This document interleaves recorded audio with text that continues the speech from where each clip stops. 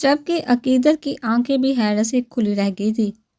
زرغام ہدایت لالا زرغام خان کی نیلی آنکھوں میں دیکھتے خوشی و حیرت کی ملی جلی کیفیت کے ساتھ کہا تو زرغام خان نے ساتھ سے اپنے جبڑے بینچے ہاتھ بڑھا کر عقیدت کے کندھوں پر سرٹ کی شرٹ کو ٹھیک کیا۔ عقیدت کو نرمی سے سائڈ پہ کرتے اپنی شرٹ اٹھا کے پہنتے دروازے کی جانب دوڑ لگائی، جبکہ زرغام خان کے پیچھے عقیدت زمین پر بکھرے کانچ کے ٹکڑوں سے بچتی دروازے کی جانب بڑھی۔ پر بادشاہ کہاں ہے؟ اپنے کمرے میں تو نہیں ہے؟ کشف بیگم نے مقدس بیگم کے کمرے میں داخل ہوتے ہوئے حیرت سے استفسار کیا تو مقدس بیگم کے ہونٹوں پر مکڑو مسکراہٹ رینگی۔ ارمغان کے کمرے میں چھوڑ کے آئی ہوں، جتنا جلدی ہو سکے ان کا رشتہ آگے بڑھ جانا چاہیے۔ نکاح ہو گیا یا دھوم دھام سے شادی ایک ہی بات ہے، اب دیکھنا کیسے آگ لگے گی شاہ خاندان والوں کو۔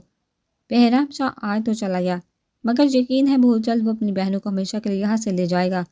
مقدس بیگم کے کہنے پر کشف بیگم نے سمجھنے کے انداز میں سر ہلایا کہ ارمغان گیا کدھر ہے؟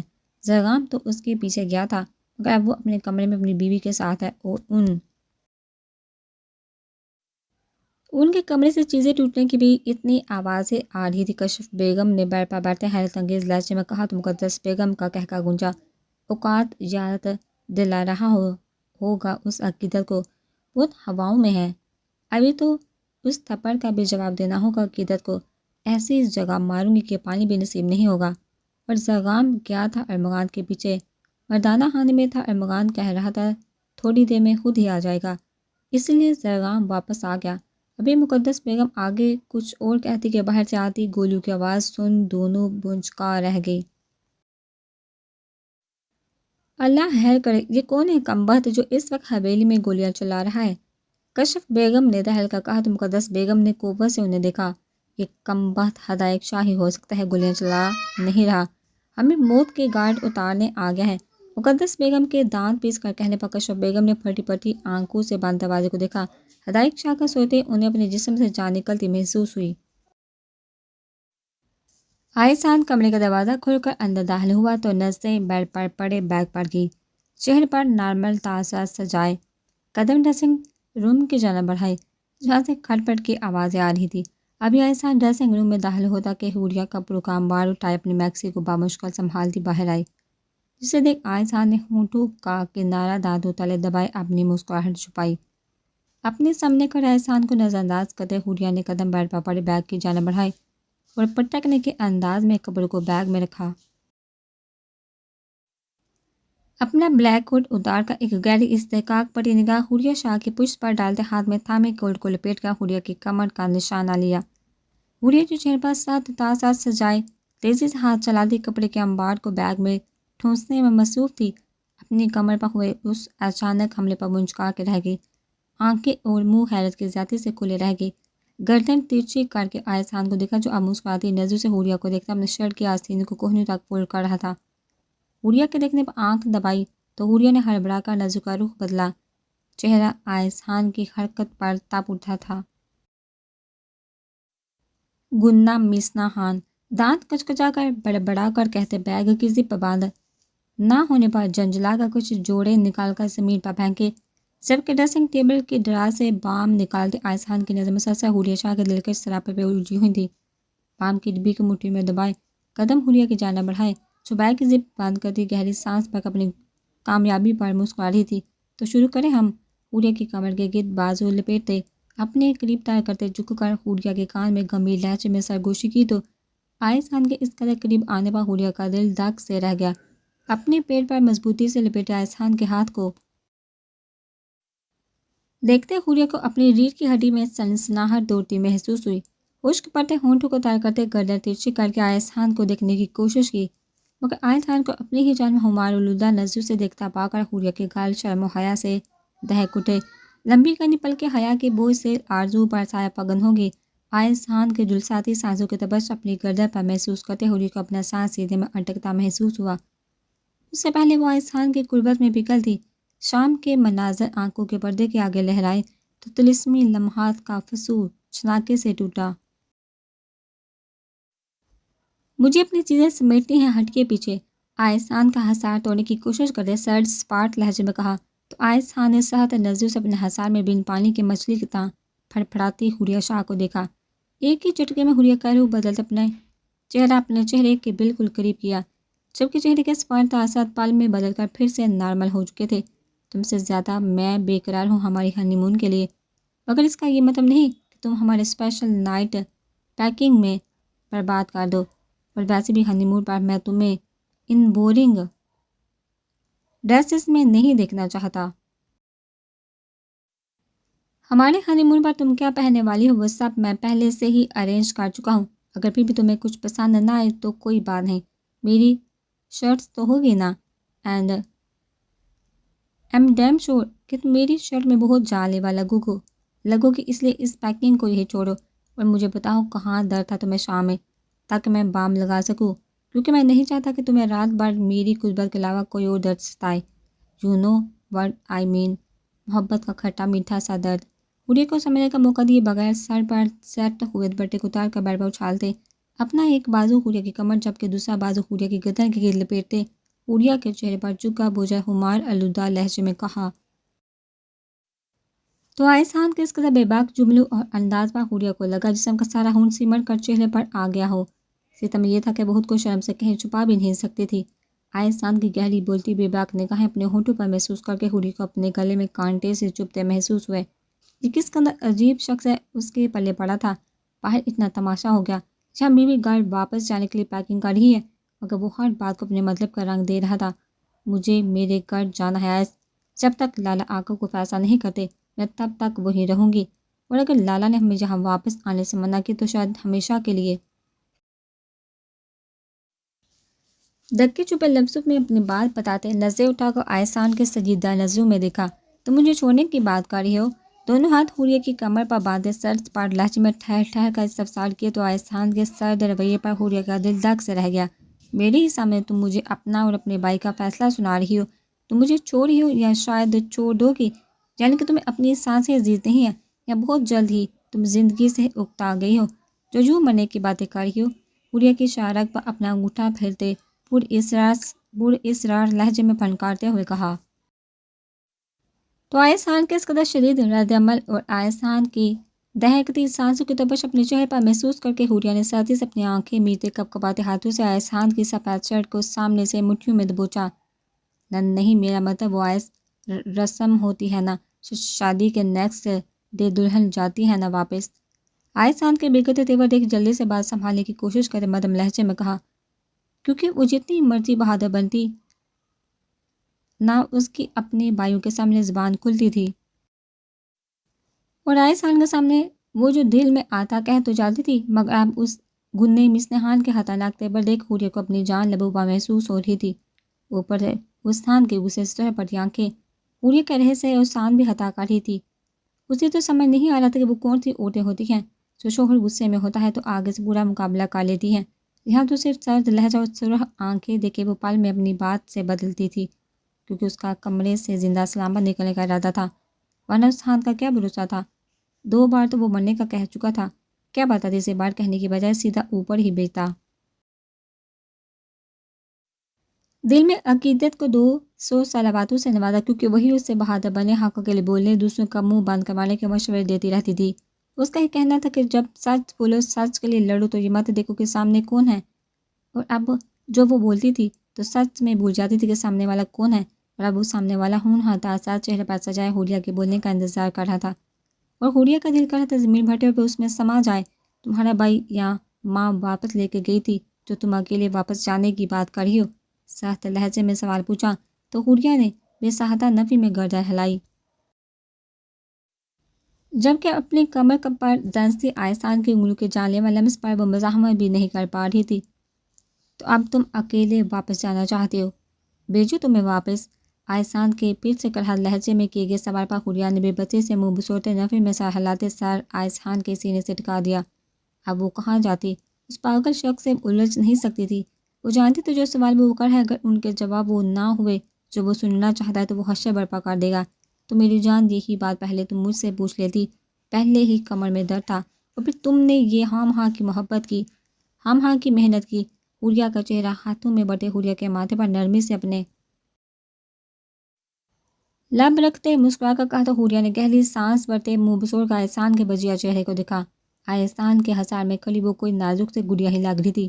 سب کے 6 فٹ سے نکلتا قد، مضبوط چوڑے سینے کو کسرتی بازو کے ہسار میں حوریہ کو قید کیے، چہرہ اپنے سینے میں چھپی حوریہ کے چہرے پر ٹکائے۔ حوریہ کو وہ کوئی خاموش رہنے والا ظالم دیو ہی لگا۔ حوریہ کی نظر میں اگر وہ خاموش رہتا تھا تو بہت اچھا لگتا تھا، کیونکہ اس کے پاس صرف الفاظ نہیں، الفاظ کے جال تھے۔ وہ لفظوں کے جال میں انسان کو الجھا کر اپنی منمانی کرنے والا شخص تھا۔ وہ سنگر تھا اور حوریہ کو اندازہ ہو رہا تھا کہ وہ اتنا مقبول کیوں ہے۔ وہ لفظوں کے ساتھ ہیر پھیر کر کے لفظوں کے ساتھ کھیلتے لوگوں کے دلوں میں اتر جاتا تھا، اور اپنے بے باک لفظوں کی سرگوشیوں سے وہ حوریہ کے معصوم سے دل کو ہلا کر رکھ دیتا تھا۔ آج میں چینج کر لوں، ایکچولی میں بہت انکمفرٹیبل فیل کر رہی ہوں، احسان کی لو دیتی نظر سے چور آنکھوں سے گھبرا کر مدھم لہجے میں کہا۔ احسان نے نفی میں سر ہلاتے حوریہ کو خود میں بینچ لیا۔ نہیں، چینج کرنے کی ضرورت نہیں ہے، ابھی تو میں نے تمہیں جی بھر کے دیکھا بھی نہیں، ابھی تو تمہیں جی بڑھ کر دیکھنا باقی ہے، تمہارے جان لیوا حسن کو خراج تحسین پیش کرنا ہے، تمہاری روح میں شامل ہو کر تمہیں اپنے رنگ میں رنگنا ہے، ابھی تو بہت کچھ باقی ہے جانے آئس، اور تم ابھی سے فرار چار ہی ہو۔ جھک کر نرمی سے حوریہ کو اپنی باہوں میں اٹھاتے قدم بیٹھ کی جانب بڑھاتے ہمار آلودہ لہجے میں سرگوشی کی۔ جھک کر اپنے لب حوریہ کی چھوٹی سی ناک پہ رکھتے حوریہ کو بیڈ پر لٹایا تو حوریہ نے اپنے خشک پڑتے ہونٹوں کو تار کرتے پلکوں کی وار اٹھا کر احسان کو دیکھا، جو استحقاق پڑی گہری نظروں سے حوریہ کے دلکش سراپے کو دیکھتے ہاتھ میں تھامی بام کی ڈبی کا ڈھکن کھول کر سائڈ ٹیبل پر رکھ چکا تھا۔ بام ڈھکن کے قریب رکھتے اپنی شرٹ کے آستینوں کو کونیوں تک فولڈ کرتے شرٹ کے اوپری بٹن کھولتے۔ احسان کی شرٹ کے کھلے بٹنوں سے جانتے مضبوط چوڑے سینے پر نظر آتے بالوں کو دیکھ حوریہ شاہ نے بے ساختہ اپنی نظروں کو کاروخ پھیرتے بیٹھ کے دوسری جانب کھسکنے کی کوشش کی۔ ابھی حوریہ آگے ہوتی اس سے پہلے احسان نے جھک کر اپنا مضبوط کسرتی بازو حوریہ کی کمر کے گرد لپیٹتے اسے بیڈ پر اونڈے منہ لٹا کر اس پر جھکایا۔ اس اچانک ہونے والی افتاد اپنی کمر پر رینگ دیا۔ احسان کی انگلیوں کے جان لیوا لمس پر حوریہ کی چیخ بے ساختہ تھی، جسے لاپرواہ بنتے احسان نے مسکرا کر حوریہ شاہ کے بالوں پر اپنے لب رکھے۔ میں بالکل ٹھیک ہوں، اس کی ضرورت نہیں، پلیز رہنے دے۔ احسان کے ہاتھ کی پچ کو اپنی میکسی کے ڈیپ گلے سے نظر آتی کمر پر رینگتے محسوس کر کے التجائی لہجے میں کہا تو احسان نے خاموش نظروں سے اپنے ہسار میں قید نازک مومی حوریہ کو دیکھا۔ لیکن جو تکلیف تمہیں میری وجہ سے ہوئی اس کا ازالہ بھی تو کرنا ہے نہ جانے آئس۔ بنا حوریہ کو سمجھنے کا موقع دیے ایک جھٹکے سے میکسی کی زپ کھولتے بوجھل لہجے میں جواب دیا تو حوریہ نے ہڑبڑا کر اپنے ہاتھ پیچھے کر کے اپنی کمر کو چھپانے کی کوشش کی، مگر احسان کے ہاتھوں کے ساتھ گرفت اپنے کلائیوں پر محسوس کر کے شرم و حیا سے سختی سے اپنی آنکھیں میچتے چہرہ تکیے میں چھپا لیا۔ مزاحمت کرتے ہاتھوں کو ڈھیلا چھوڑا تو احسان کے نابی ہونٹوں پر مسکراہٹ رینگی، نظریں حوریہ کے کلائیوں سے ہوتی دودھیائی کمر پر سرکی تو احسان کو اپنے گلے میں کانٹے سے چبھتے محسوس ہوئے۔ آنکھوں میں جذبات کا ٹھاٹے مارتا سمندر لیے بے خود ہوتے اپنے لب حوریہ کے کندھوں پر رکھے۔ احسان کے جان لیوا ہونٹوں کے لمس، مونچھوں کی چبھن اور دہکتی سانسوں کی تپش محسوس کر کے حوریہ کو اپنی جان ہوا ہوتی محسوس ہوئی۔ تبھی احسان نے ہمار آلودہ نظروں سے حوریہ کے کپ کپاتے وجود کو ہاتھ کی انگلیوں پر بام لگاتے گہری نظروں سے حوریہ کے لرزتے وجود کو دیکھتے نرم انگلیوں کو حوریہ کی کمر پر پھیرا تو حوریہ شاہ نے جھٹکے سے روح بدلتے چہرہ احسان کے سینے میں چھپا لیا۔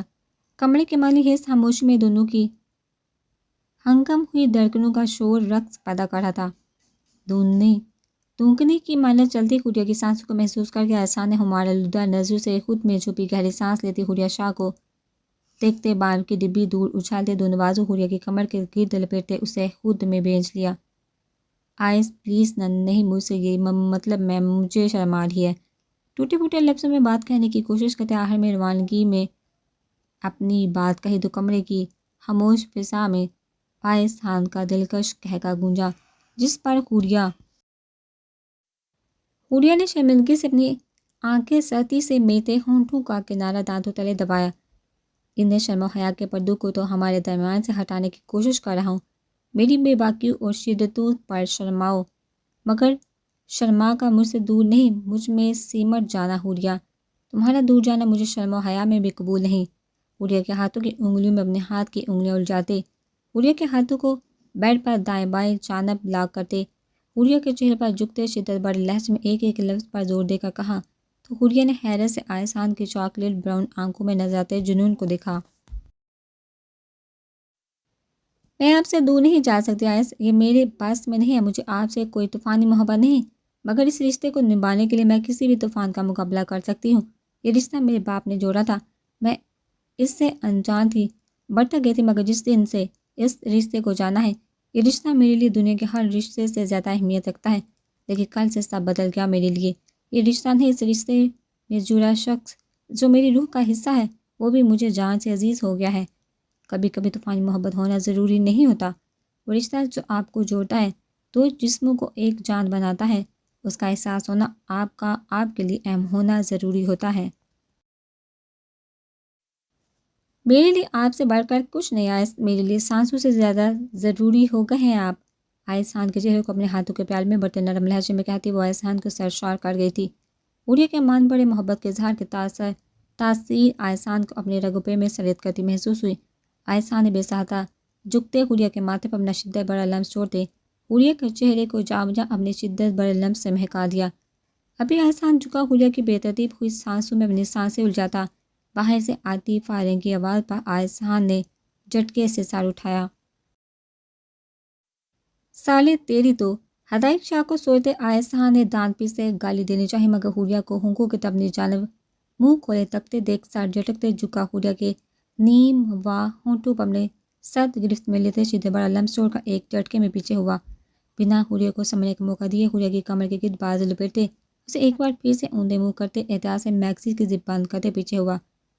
باہر آؤ تو اچھے سے دوپٹہ اوڑھ کر آنا یا ڈریس چینج کر کے، ورنہ یہ نہ ہو تمہارے بھائی کو چھوڑ کر میں تمہاری ٹانگیں توڑ دوں۔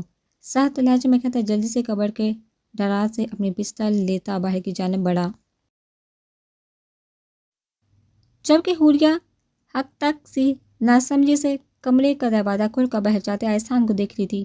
پھر سمجھ آنے پر جھٹکے سے اپنی جگہ سے اٹھی، ڈریس چینج کرنے کا وقت تو نہیں تھا، اسی لیے میکسی کے ساتھ کا دوپٹہ اچھی اٹھا کر جلدی سے خود کے گرد لپیٹتی باہر کی جانب بڑھی۔ ارمغان خان نے دکھتے سر کو دائیں ہاتھ کی انگلیوں سے دباتے ایک نظر لاؤنج میں لگی گھڑی پر وقت دیکھا تو رات کے 12 دیکھ گہری سانس بھرتے قدموں کا رخ اپنے کمرے کی جانب کیا، دروازے کا ہینڈل گھماتے دروازہ کھول کر اندر داخل ہوا۔ ارادہ کمرے میں داخل ہوتے بستر پر گرتے نیند کی وادیوں میں کھو جانے کا تھا، کیونکہ اتنے دنوں سے وہ ذہنی اذیت میں مبتلا تھا۔ سلوا شاہ کو کھونے کا احساس سام کی طرح ڈس رہا تھا، پر آج سلوا شاہ کی آنکھوں میں نمی دیکھ ارمغان خان کو اپنی سانسیں رکتی محسوس ہو رہی تھی۔ وہ تو لوگوں پر جان دینے والا شخص تھا، رشتوں پر مر مٹنے والا تھا، جہاں تو بات سلوا شاہ کی تھی جو ارمغان خان کو پہلی بار میں اپنے سانسوں سے قریب ترین محسوس ہوئی تھی۔ آئسان کے خاموش دل میں ہلچل مچا گئی تھی، وہ جو کسی کا پابند نہیں تھا، وہ پہلی جھلک میں ہی سلوا شاہ کی محبت کا پابند ہو گیا تھا، جو اپنی سحر انگیز شخصیت سے لوگوں کو اسیر کر دیتا تھا۔ وہ سلوا شاہ کی گرے آنکھوں کا اسیر ہو کر اپنا سب کچھ اس کے آگے ہار چکا تھا۔ کمرے میں داخل ہوتے کسی اور وجود کی خوشبو کو کمرے میں محسوس کر ارمغان خان نے جھٹکے سے گردن موڑ کر بائیں جانب بیڈ کی پائنتی کے قریب سر جھکائے سادہ سے کاٹن کا لائٹ پنک سوٹ پہنے بیٹھی پروشا خان کو دیکھا۔ پروشا خان کو اپنے کمرے میں دیکھ ارمغان خان کا دل کیا یا تو خود کو شوٹ کر لے یا تو اس بیوقوف لڑکی کو۔ اگر جو ہدایت شاہ کو خبر ہو جاتی کہ پروشا خان بیوی کی حیثیت سے ارمغان خان کے کمرے میں ہے تو وہ پاگل ان کی شخص وجہ بعد میں پوچھتا، پہلے ارمغان خان کے وجود کو گولوں سے چھلنی کر دیتا۔